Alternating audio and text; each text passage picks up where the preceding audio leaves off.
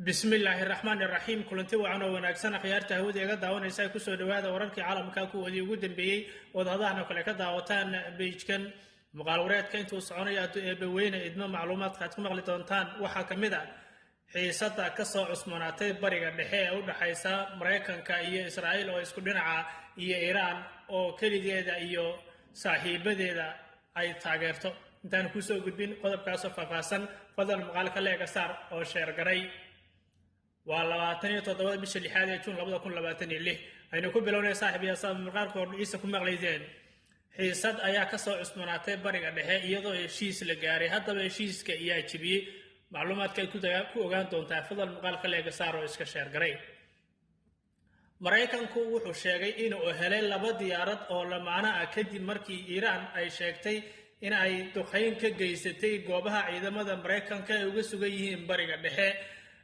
lama sheegin halka ay diyaaradahaasi ay ka geysteen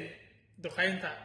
mana xusin Mareykanku laakiin diyaaradaha aan duuliyaha lahayn baa la yiri ma aysan gaarin bartilmaameedkoodii sida sargaal Mareykan ah oo sheegay wargeyska CNN caalamka oo dhan waxay indhaha ku eegayaan ciriiriga horaantii ka jira sabtidii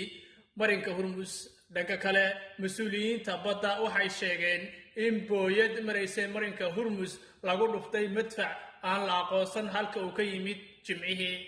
dhanka kale Mareykanka ayaa isna wuxuu sheegay dhinaciisa inuu weerar ku qaaday bartilmaameedyo Iran ay ku leedahay oo ku yaala agagaarka marinbiyoodka Hormuz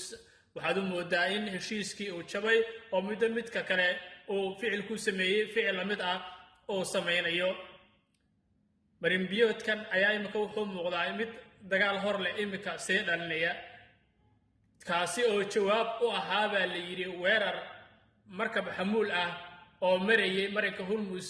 ay ku qaadeen Iiraaniyiintu dib soo noqoshadan ee marinbiyoodka Hormuz ayaa waxay shaki weyn gelinaysaa heshiiskii bilowga ahaa ee Mareykanka iyo Iran ay kala gaareen ama ay kala saxiixdeen bishan kaas oo loogu talagalay in lagu soo celiyo isku socodka badda ee marinbiyoodka Hormuz ee caalamiga ah dhanka kale Lubnaan awlaadeeda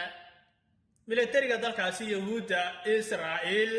ayaa isna sheegay inuu weerar ku qaaday diyaaradaha aan duuliyaha lahayn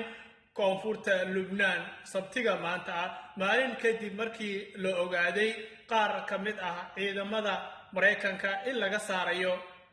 bariga dalkaasi Lubnaan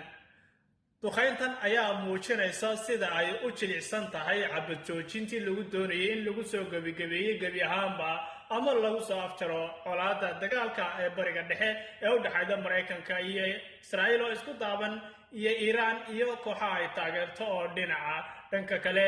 Israa'iil waxa ay sheegtay si warka u dhigtay kooxda xagjirka ee Hezbollah ee ay taageertay Iran taasoo si adkaysa dadaalada nabadda ee gobolka bariga dhexe colaadii bariga dhexe oo foolanaysa ayaad moodaa inay soo muuqato waxaan leenahay Allah kala qaboojiye fadal bal muuqaalka leega saar oo share garay oo macluumaadkan u geey cid u baahan intaan kulmi doono macluumaadkan iyo macluumaad la mid oo war ah nabaday